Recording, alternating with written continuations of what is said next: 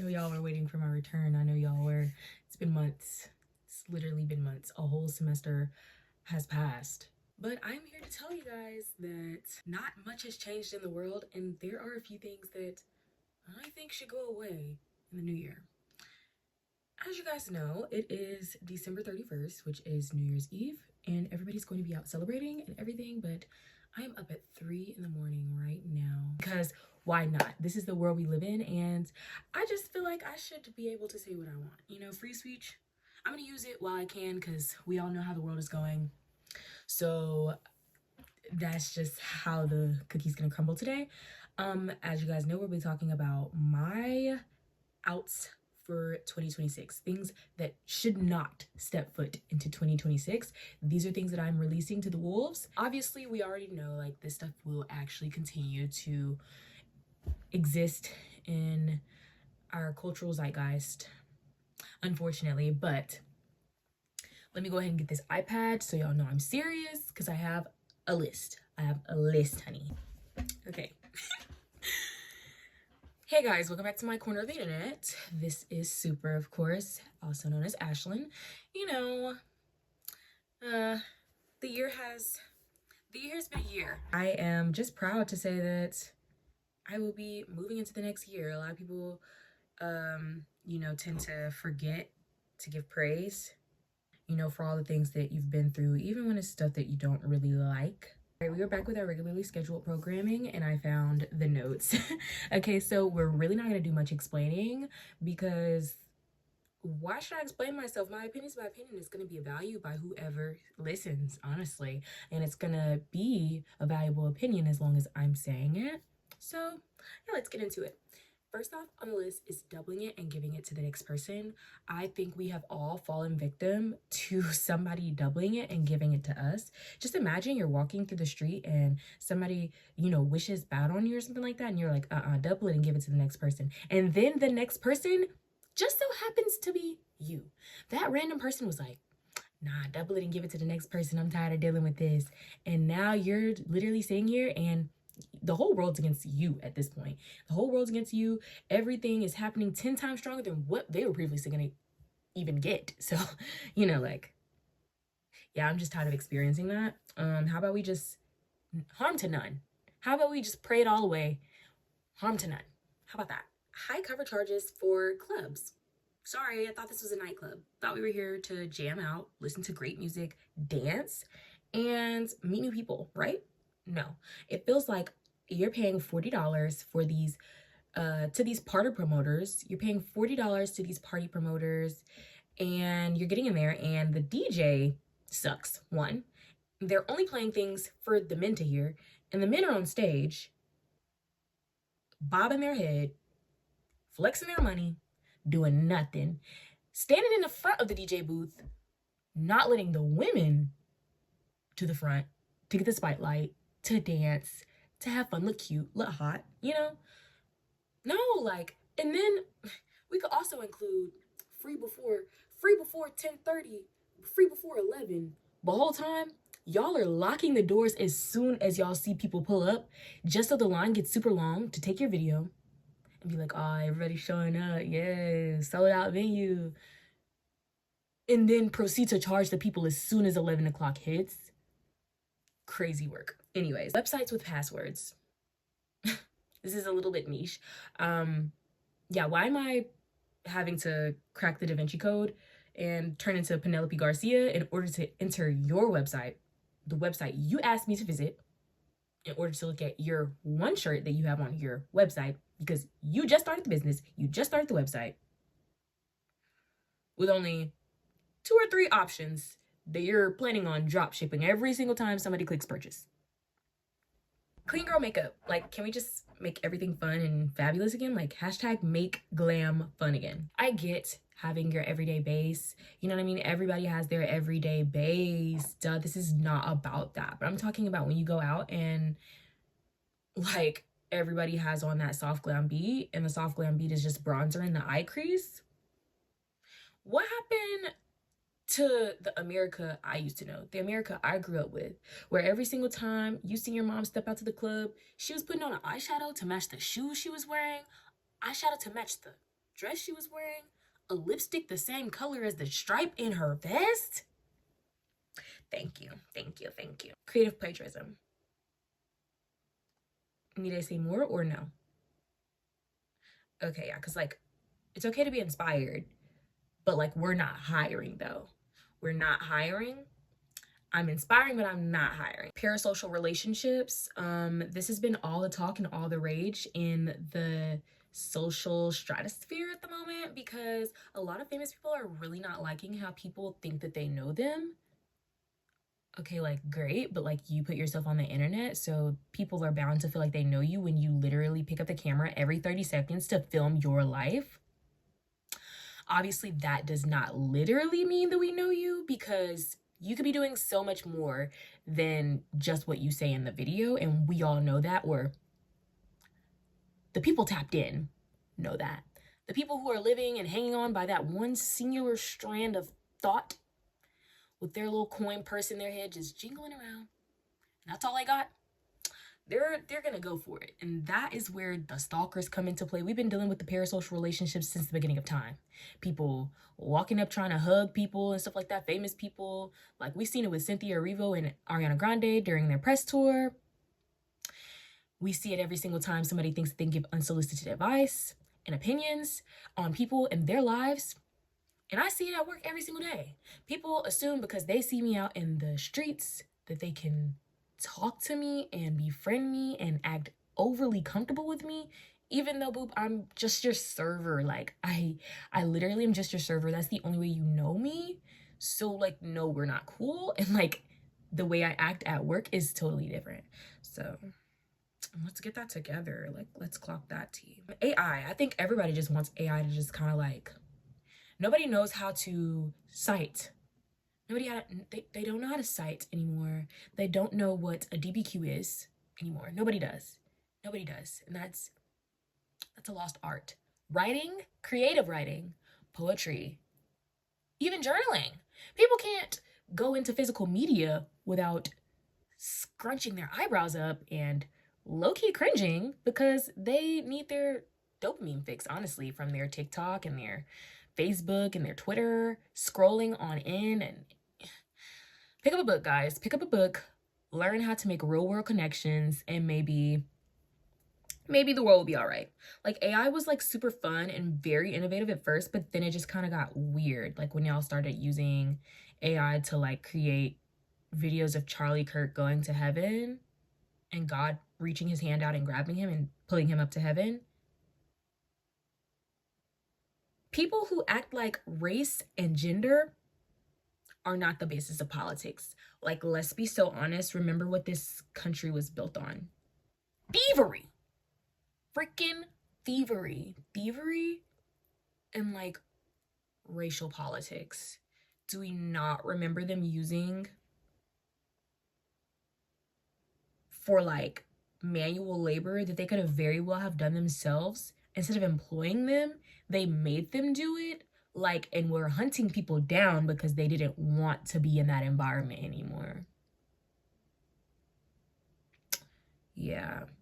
Take a look around, guys. Why do we have Native American reservations? Why can't they just live wherever they want? Why do they have to have a governing body for themselves? It's because they took the land, guys. They took the land. I really sincerely, like, it doesn't really make sense to me when people of color think that they are not the target audience for all of the major inconveniences and minor that happen in the world every day. Like, look around, guys. There's bills being changed and everything. Girl, they're trying to take the Black Lives Matter street and turn it into a Charlie Kirk memorial. Y'all, not to mention him again. Like, I would hate to bring up that man's name so many times. I think he's gonna appear in my mirror the next time I say it. So I won't do that again. But also, Big Beautiful, guys. Do we not remember Big Ugly Bill? Yeah, guys. They're trying to implement in like segregation.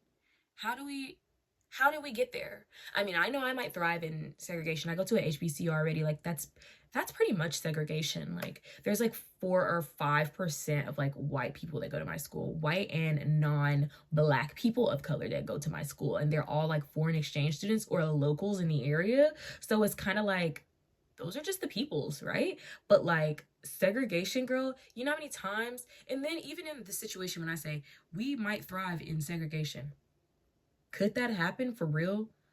I don't know. They've burnt down plenty of Black Wall Streets in their day and they don't really care. Look at like Lanier. Lockdown browsers. Lockdown browsers. You do not have my heart. Whoever created Respondus. Oh, and then creating Respondus for students to take tests uninterrupted, no cheating. Okay, great. Academic integrity. I'm so academic honesty. You know what I mean? Like, I'm so happy, right? But then why am I paying to use Respondus? And I go to the school, I pay for the school, I pay for the class, and you want me to pay out of pocket for another thing that is inherently not a necessity to take your class or I fail. Oh, sorry. I just thought that something was starting to make sense. Overconsumption. 2025 was actually a fever dream when you think about it, because the bag charm epidemic, cutesy fun, the Jane Birkinifying every purse that a person has. It was cute until it wasn't. It was like, yes, cute, quirky. Things are just supposed to be niche. That is what makes uniqueness so chic. People don't understand the art of chicness because everybody wants to do the same exact thing. We're all followers. We, y'all, not me. Cause I can't lie to you. I like what I like. I like what I like, and I try to stick to that. I wish people did the same thing. But laboo-boos on purses, laboo-boos. The word don't even sound right. The Sunny Angels on the phone cases. A whole collection of them, actually. Why do you need that? This all started with those Funko Pops and those Pokemon trading cards and those Beyblades. I don't want to say too much. See? CIA tried to get me, y'all. All right, y'all. Realistically, how many times do y'all think this thing is going to fall? And honestly, let's make us smarter than a 5th grader. Come on.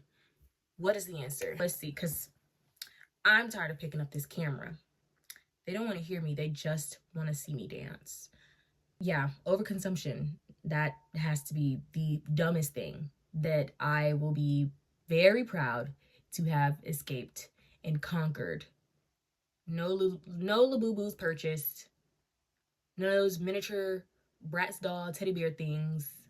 None of those extra things. Why are we so worried about if the Labubu fake too? Like, what? Like, who cares? People who make their city their aesthetic.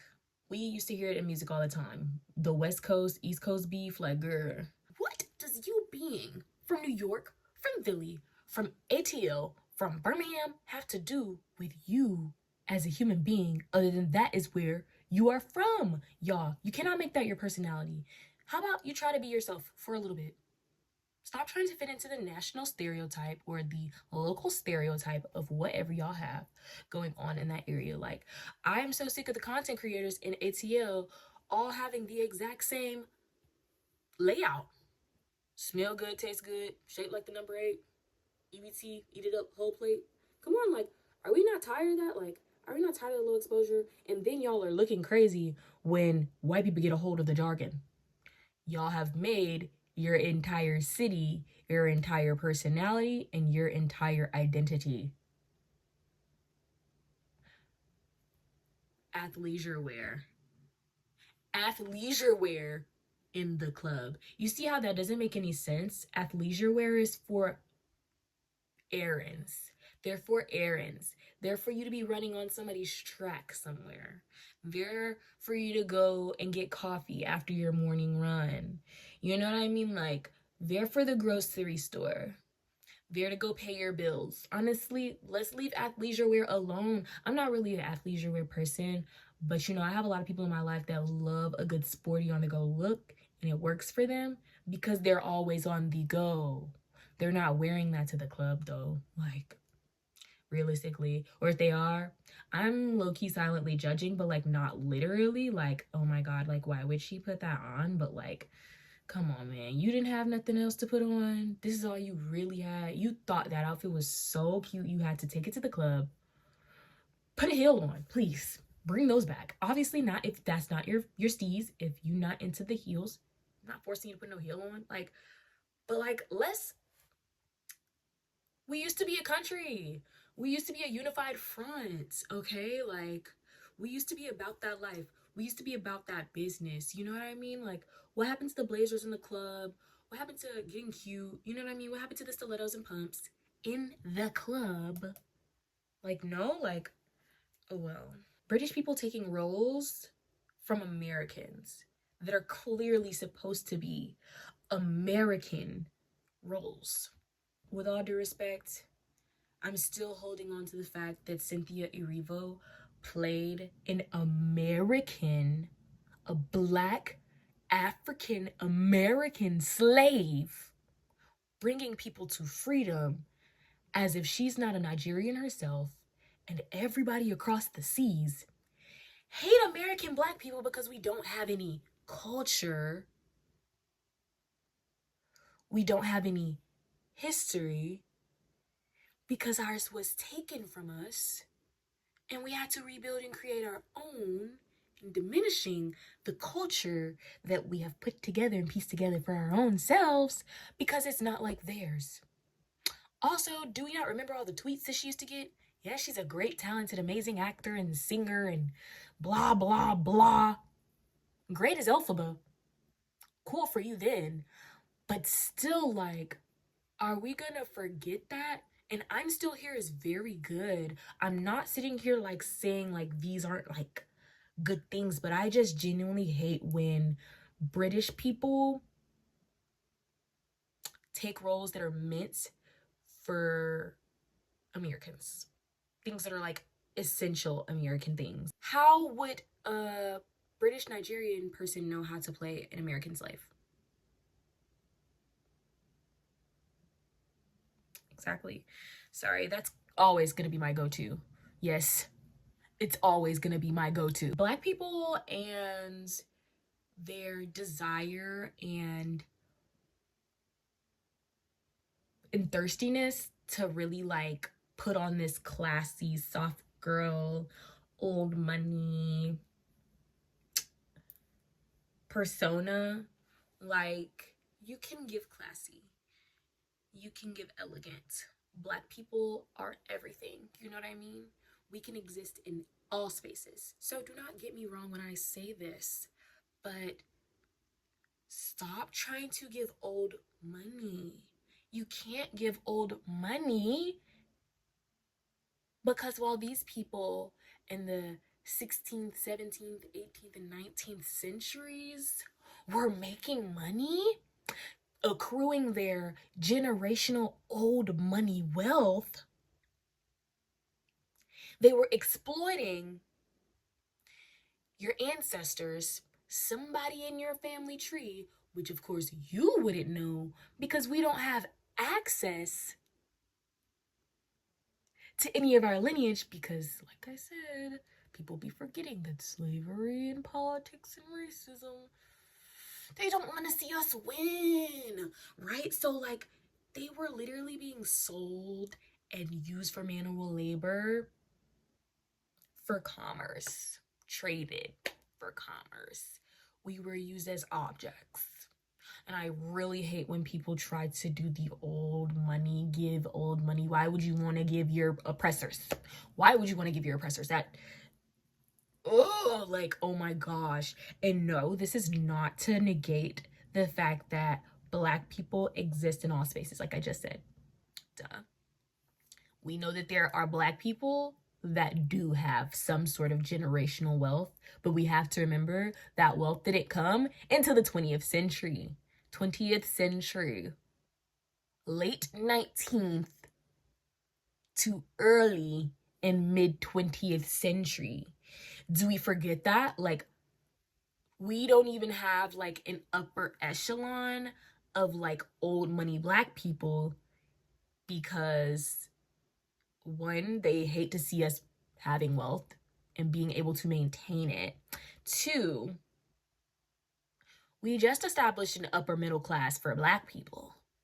You know what I mean? The upper middle class Black people are the elite. And that's sad that that is our cap at the moment. And no, I cannot include the supernatural phenomena that is Diddy, Oprah, Beyonce, Whitney Houston. These people got famous for their talents. I'm talking about people who just literally started a business and have been passing that money, and that business has stayed successfully open for decades after that. We have only seen the ceiling is an upper middle class. And as Black people, we already have some level of elitism, and we see it every day when we figure out that Black people are just now finding out about Martha's Vineyard, Jack and Jill programs that are kind of invite only. If you know, like you got to know a person that already knew a person, and you have to be in their circle, and you have to also be in their tax bracket. Yeah. Black people have to force themselves into a alliance and agreement in order to get a lot of things done. We have to do things as community in order to move successfully. And a lot of people haven't gotten there. You know, a lot of people are still in no man's land and unfortunately think they have to do everything by themselves. You know, only the strong survive in those areas. But I know I'm going to be using my community. Hence why I decided to go to an HBCU. You feel me? And like, you know, they always say networking is key, and they're not wrong. It's about who you know. It is about who you know. All right, guys. Yeah, that was my TED Talk. I really didn't have very many, but it was enough. You know, not everything did I dislike this year. You know, I'm not necessarily a hater. I just have things I don't like to like a crippling extent. And those were the things that I had on my list. Yeah. I'm so glad y'all came to listen to me. I hope that y'all eat a whole bunch of grapes and y'all get rich off love, life, and experiences. And financially, of course, like, girl, like, let's run this bag up. Eat y'all's green grapes, eat y'all's purple grapes under y'all's table, eat y'all's black eyed peas. Babe, I don't know what else y'all like to do on New Year's, but eat that cabbage, honey. Stay safe, stay blessed, and always remember to shine.